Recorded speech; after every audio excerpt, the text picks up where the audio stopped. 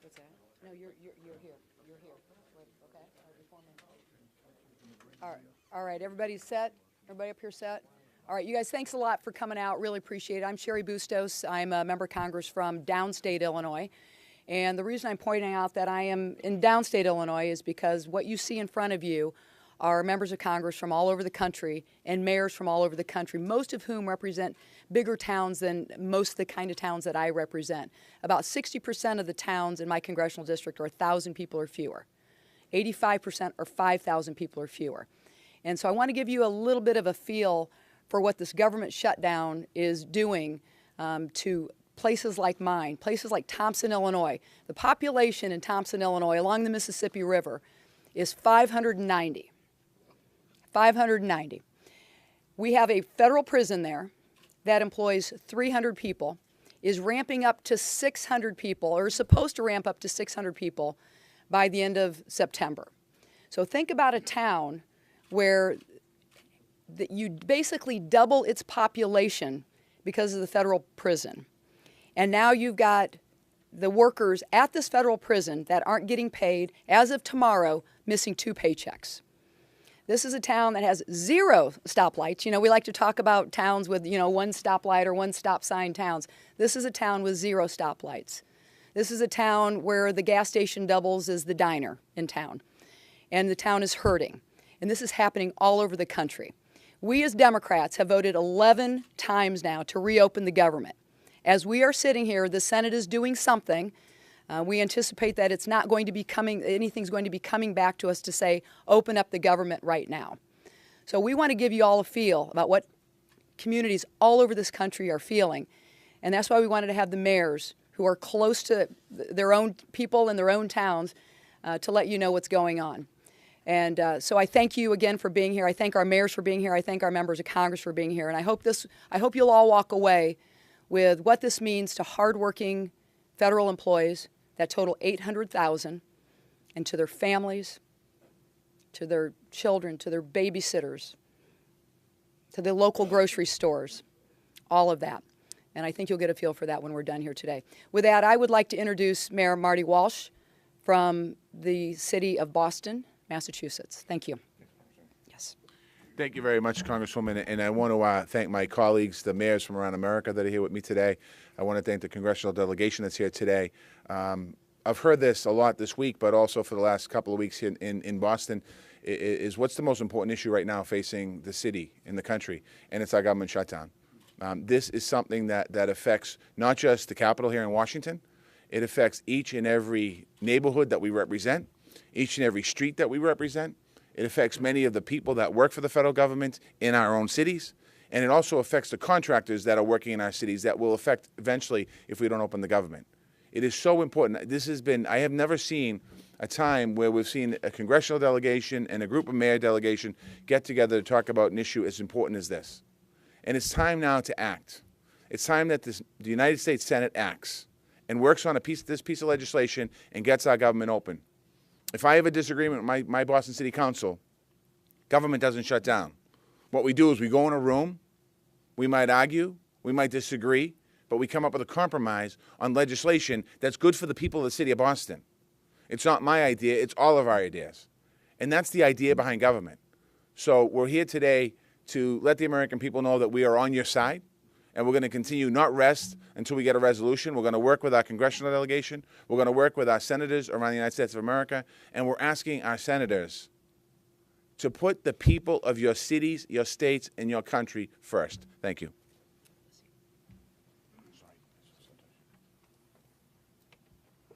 Thank you so much, Mayor Walsh, and thank you, Representative Bustos. Thank you all. I am Lizzie Fletcher, and I'm here representing the 7th Congressional District of Texas, which is in Houston. And I, too, have been talking to federal government employees that are in our city and in our district, and I'm so honored that our mayor, Sylvester Turner, has joined us here today to talk about this pressing issue. And you'll hear from him in a minute, but there's an important reason as we talk about all of the lives that are affected for us to realize how far-reaching this government shutdown is. And for example, for us in Houston, many of you will remember that we had a horrible Hurricane Harvey in August of 2017, and Americans from across the country were so generous in helping us recover. And this Congress was generous in helping us recover and appropriated funds to do so. But those funds are tied up right now in HUD. And we are waiting for HUD to promulgate rules so that we can have access. So when you think about all of the ways and all of the things that the federal government is doing and needs to do, we have to think about the impact. So people in my district and across our region are suffering after Hurricane Harvey. They need access to their relief funds.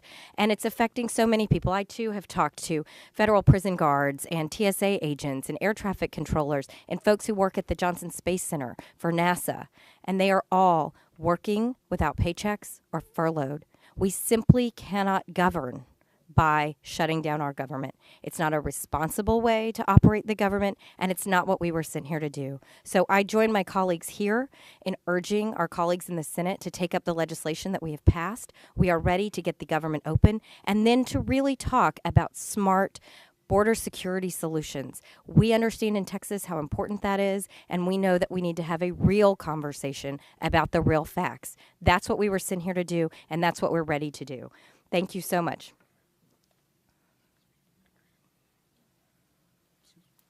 I'm Al Green, and I represent the 9th Congressional District in Houston, Texas, and I'm honored to be here with Mayor Turner as well. I will share with you tersely a couple of points. I've met with the IRS employees, and some of the stories are very sad. There are people who are suffering. One lady explained to me that she believes that she's going to have mental issues associated with this, and she believes that simply opening the government may not be enough to help her. She thinks she'll need some counseling. I'd also like to mention that we have a food bank that we are going to be working with over at a church, because some of the employees are going to need that type of assistance. So I'm honored to work with our mayor, our community, my congresspersons, and look forward to having the government open. We need to open the government so that our people can be paid and so that we can then discuss other issues. Mayor Turner. To all of the congresspersons and to the mayors, let me just state 4 points very, very quickly. For those of us, I'm Mayor Sylvester Turner of the City of Houston. Hurricane Harvey was devastating, and the people in the City of Houston have been waiting 17 months. Now that we're at the point of starting to be able to provide assistance to thousands, things are starting to slow up, and will slow up quite a bit. So I hope people will remember the thousands of people, especially seniors and people in low-income communities and middle-income families. That's number one. Number two, the shutdown is affecting our airport system. We have had to shut down the security checkpoints at Terminal B several times, and now it's affecting our custom agents as well. So public safety is a critical component, so please bear in mind that. The third point is that we established a federal employee relief fund over this weekend. In just 2 short days, we received more than 10,000 hits from federal employees, and the numbers continue to grow. And since I've been here in D.C., my people are saying, Mayor, we need more help to help these employees. And so that's a critical point. And then it's affecting federal grant dollars that are not arriving to help our cities. So the need is there, and it's increasing. We just need government to open up and do business. Thank you. Thank you, Mayor. Mayor Turner? Okay. Cindy, actually?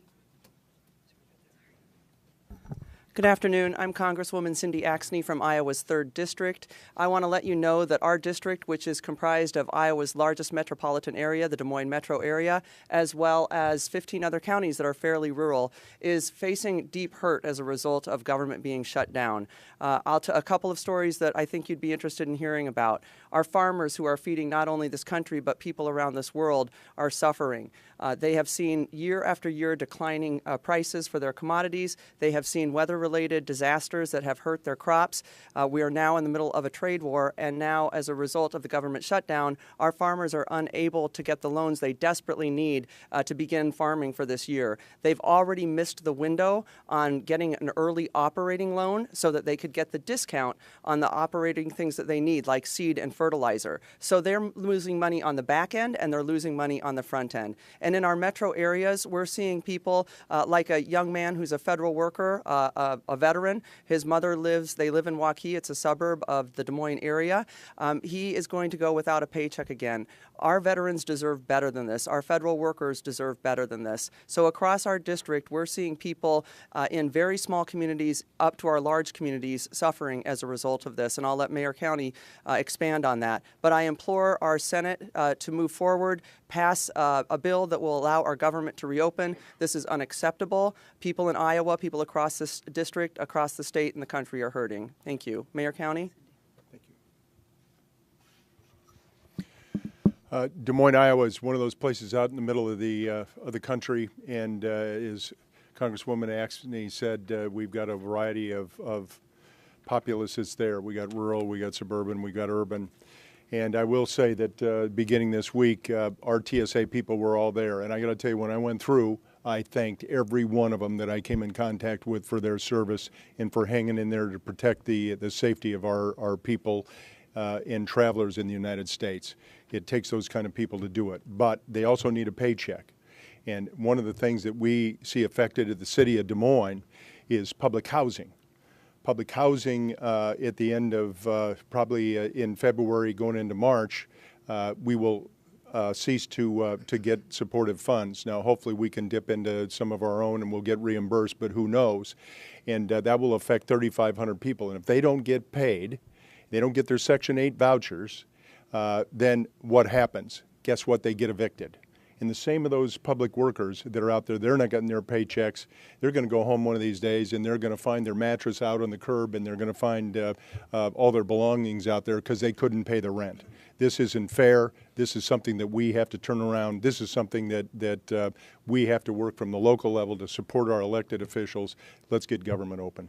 And I'm going to turn it over to Mayor Briley of the great city of Nashville, Tennessee. Thank you, Mayor. Every morning I get up to go to work for the 600,000 people who live in Nashville and Davidson County.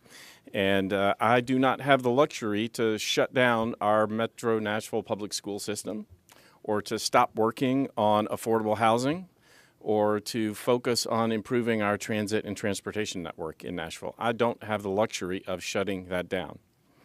Unfortunately, in the last few weeks, I have had to work on an additional list of things. Just this morning, we announced in Nashville a program with our water and electric services to give an extension to all the federal workers who've been furloughed. I don't need to be working on that. Catholic Charities, one of our important charities in Nashville, just went out to TSA to feed the workers who are working for a living every day and deserve a paycheck. Catholic Charities has better things to do. We also are trying to work with the Department of Justice to improve public safety in Nashville. And instead of working hard with them to make that progress, we're waiting. We are waiting. We don't have the luxury, mayors don't have the luxury of shutting down. And what has happened in the last few weeks is that inaction and gridlock here has added a list of tasks to our already too long list. So I know every other mayor here, is here today to say, please get together, vote on those things you agree on, because there are so many things that everybody agrees on, and open the government back up. President, please stop holding the citizens of Nashville hostage. Thank you, Mayor. Congressman Schneider? Thank you, Congresswoman Bustos. I want to thank everyone who stands here, in particular the mayors, for sharing the stories. We've heard the stories of the impact this is having, and the thank yous for the workers who are serving our nation without pay, and the stories of the people in our communities, our neighbors, who are coming to the support of these workers to help them. But the only way we can address this issue is ultimately opening up this government. And this impact is not just, this closure is not just having an impact on the federal workers who are not getting paid, on their families who are bearing this burden, on our communities. It's affecting our national security. The FBI is being put in a situation where agents are working understaffed, under-resourced.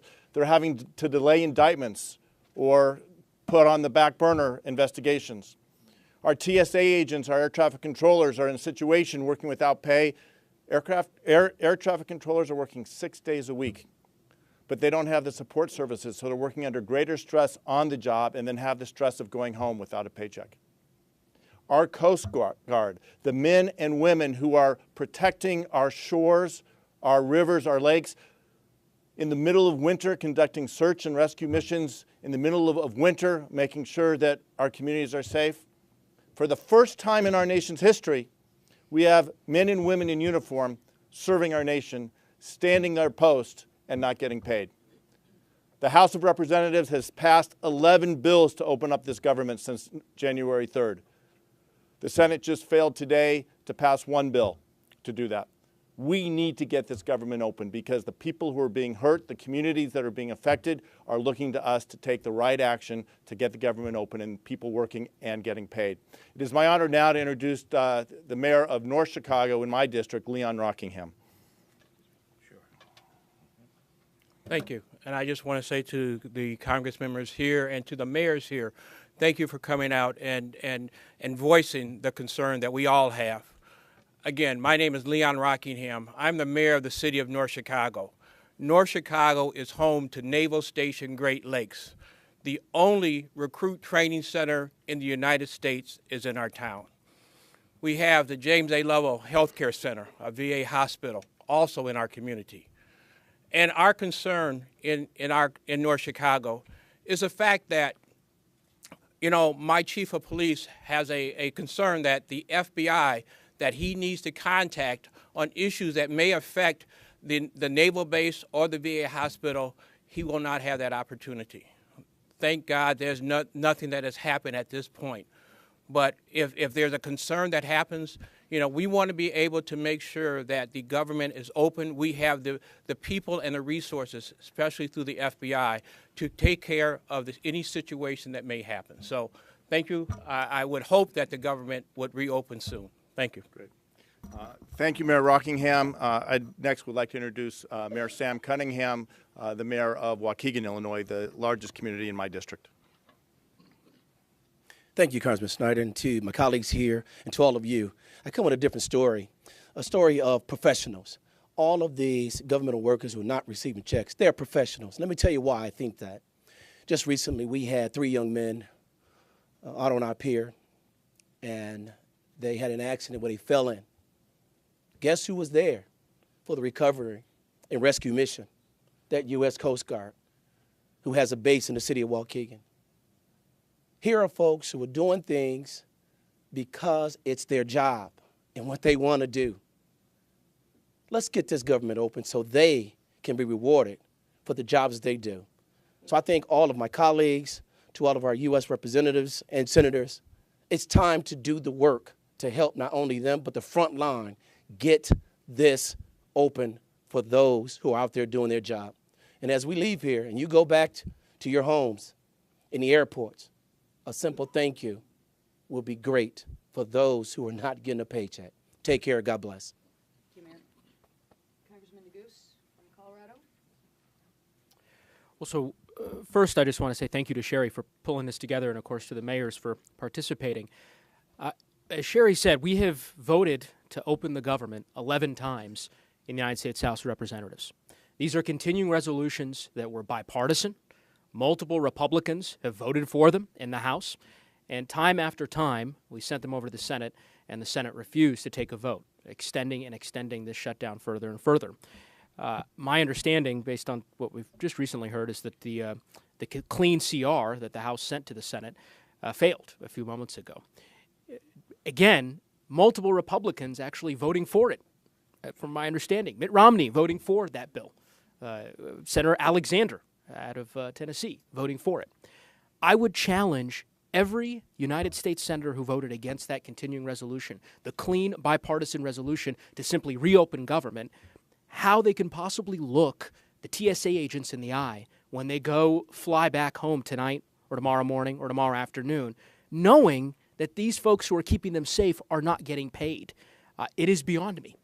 I may be new here to this institution. I'm a freshman representing Colorado's 2nd District, but this is not how government is supposed to function. 800,000 people will now go without a paycheck for the second time in a month tomorrow. Half of those people are still working, being forced to work without pay. It is a travesty. It needs to end now. I am very frustrated, as I know all my colleagues are, and as the mayors are here today.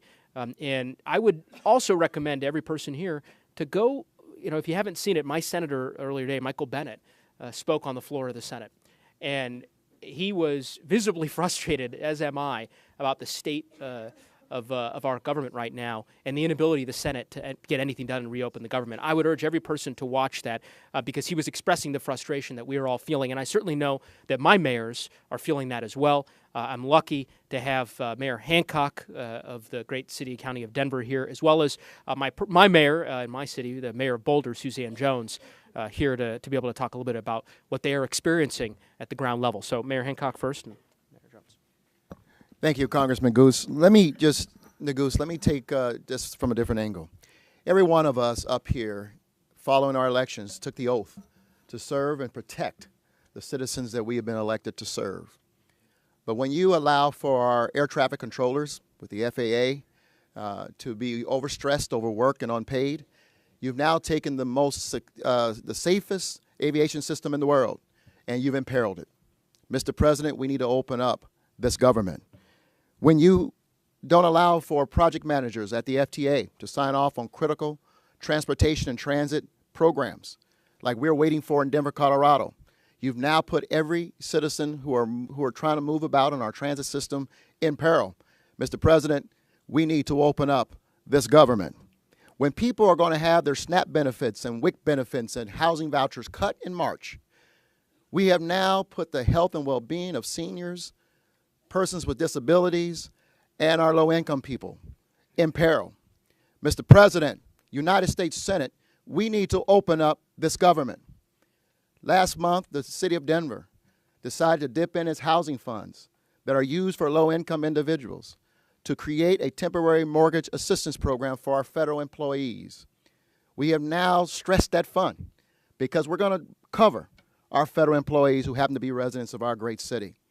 Mr. President, we need to open up this government and stop stressing the people, the 800 federal employees who work for this great country, and for all of those who are beneficiaries of the services and entitlements of this country. And so I'm proud to also represent the United States Conference of Democratic Mayors. We are unified in our message to say very clearly to the President and the United States Senate, open up this government as soon as possible. I'm glad to yield to my friend, the great Mayor of Boulder, Colorado, Mayor Suzanne Jones. I'm honored to be a part of this group asking for this shutdown to end. It is absolutely unacceptable. In addition to the real people that are being hurt by this, I also want to say really important work is being disrupted. Boulder, Colorado is home to 17 federal laboratories, and it goes from NOAA labs, who are doing important weather monitoring. It includes NIST, that does measurements that all these local companies are depending on to pursue their commerce. It includes the National Center for Atmospheric Research, which is doing important research on climate. This is important work, and it's all being disruptive. Some of those folks are considered essential, some are not. None of them are getting paid, and all of their work is being disrupted, and all for unnecessary political reasons. So real people are being hurt, and we need real action from our leaders. So please end the shutdown. Thank you, Mayor. Congressman Butterfield from North Carolina. Thank you. First, let me thank Congresswoman Bustos for her friendship and her leadership, and most importantly, thank all of the mayors for coming to Capitol Hill today to stand with us as we stand against the Trump administration in day 34 of the shutdown. Make no mistake about it, this is a Trump-McConnell shutdown. We spent the early part of the last 34 days calling this a Trump shutdown, but we want you to know very clearly that Senator McConnell is complicit in the shutdown. He had the ability this afternoon to reopen the government. Two proposals on the floor of the United States Senate today. Each one would have reopened the government. One contained President Trump's proposal from last Saturday to build the wall, which we vehemently opposed, but the other one was Senator Schumer's proposal, and that was to extend funding through February 28th, add disaster assistance to the bill, and let's reopen government, let's sit down, and let's negotiate. 800,000 federal workers are out of work, without a paycheck. Tomorrow will be their second paycheck that will be missed. But the point we must make to you today is that 80% of the federal workers who are furloughed do not live in the greater metro Washington, D.C. area. They are in communities all across the country. These mayors represent these federal workers who are furloughed. And so we call on President Trump. We call again on Senator McConnell. Let's reopen this government. Let's come back here tomorrow morning or Saturday or Sunday morning. Let's sit at the table and let's work this out. I bring these greetings to you today on behalf of our Democratic leadership, Speaker Nancy Pelosi, and our Majority Leader and our Majority Whip, Congressman Jim Clyburn, of which I am a Chief Deputy Whip, and therefore can speak for the leadership. So thank you so very much for coming. Do you have any more titles? All right. Well, with that, we are happy. Anybody up here is happy to answer any questions that anybody has. Okay, everybody good? I'd love to say something if you don't mind. Please. Thank you. Yes. Thank you. I'm Salt Lake City Mayor Jackie Biskupski. And for us in our community, we run an international airport, and we also rely on federal employees to help us keep our watershed clean. Right now, I have Salt Lake City employees who are in the forests, who are doing that work on behalf of the federal government, stressing our own base of employees in city government. We also are working diligently to create a loan program for the federal employees who are going without a second paycheck. We are hoping to have that program up and running next week. But I think what you've heard from everyone here today, the impacts of this are beyond just the federal employees. And it is seeping into every aspect of our cities and our governments. We absolutely must get this government reopened. The negotiations need to take place without hostages. And we have to move forward as quickly as possible if we are not going to send ourselves into a recession. Thank you. Thank you, Mayor. Go ahead, sir. And then after you, our chairman of our budget committee, John Yarmuth from the state of Kentucky, will speak after you. Okay. Steve Adler, mayor of Austin, Texas. You know, I'll tell you, on the streets in Austin, when this started off, it was just yet another kind of partisan battle, and we took it in stride. But it now has turned into something different. This is a betrayal of basic trust. In addition to the issues that you've already heard, cities now having to step forward like Austin to augment food pantries, to give emergency utility relief in our city. We have our police department and restaurants in town that are rushing pizzas and barbecue to TSA people working. This is a fundamental betrayal of trust, and I'll give you an example of one of 1,000. We have spent years building trust with landlords in our city so that they accept homeless populations with Section 8 vouchers, homeless vets in our community with VASH vouchers.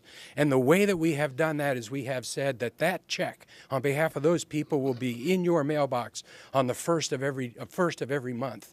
And it was that promise and that trust and that faith that has enabled us to make any headway against homelessness in our community. And we are about to come up on the first, and those checks are not going to be there. And when those checks are not going to be there, it is going to take us years again to recover from this. This is not right. This is a betrayal of trust. People should be paid for the work that we're doing. We need the Senate and the President to end this. Chairman Yarmuth. Thank you, Sherry. Yes. Just a couple of things to add. One of the things that I want to talk about is we've had some comments out of some members of and representatives of the administration that are among the crassest cold-hearted comments I think I've ever heard. People who have absolutely no understanding of the types of people who are being affected by this. Like one cabinet official said, well, this is like volunteering when they're working for nothing. Other people minimizing the impact. They should be able to get by. In my district, and I think across the country, these are people who are making $14, $15, $16 an hour. These are people who live paycheck to paycheck. I have 1,700 census workers who live in my district and the adjacent district. They've been furloughed for a month. These are people who don't make a lot of money. These are people whose lives are being uprooted, in many cases destroyed. We have people with health issues, with child care issues, you name it, you've heard all of the stories. But the biggest problem we have right now, I think, is a total lack of empathy and understanding on the part of this administration who doesn't understand the true hardships and pain that are being caused out there. So we can't lose sight of the fact that these are real people not making a lot of money. These are not soft bureaucrats making six figures. These are people working very, very on an hourly wage, working very, very hard for all of us. And we need to pay them the respect that they deserve. Thank you. All right. I want to thank the members of the press and for our guests here today for coming here. And one more chance. Anybody have questions? Y'all good? All right. Thanks, everybody.